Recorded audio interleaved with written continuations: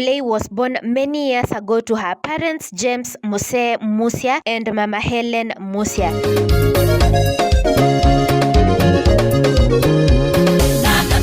She's the last born in a family of 8.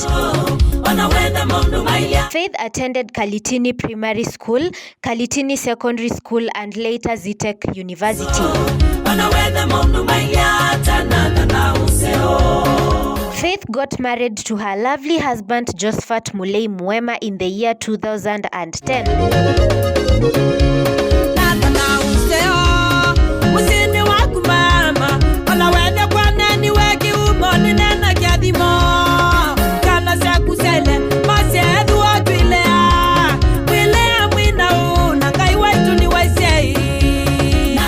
They are blessed with 2 children, Terian Mudeu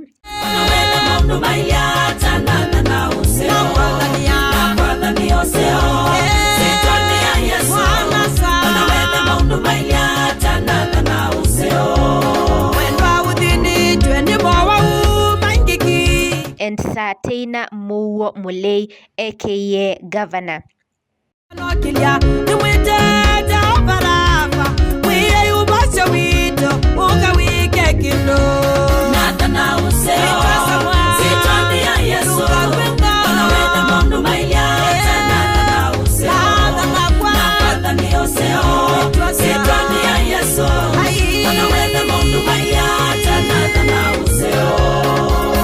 Faith started singing at a tender age in Sunday school and in schools. In the year 2012, Faith produced her first album, Nikumbuke Baba, which most of the songs feature in the album were composed 10 years ago, that is 2003.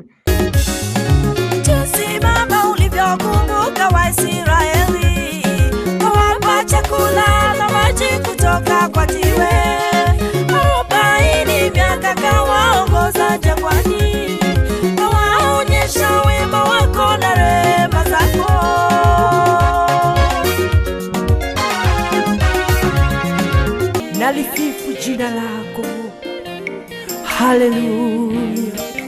Tutafuta machozi tukifika mbinguni, tutafuta machozi tukifika kwa Baba.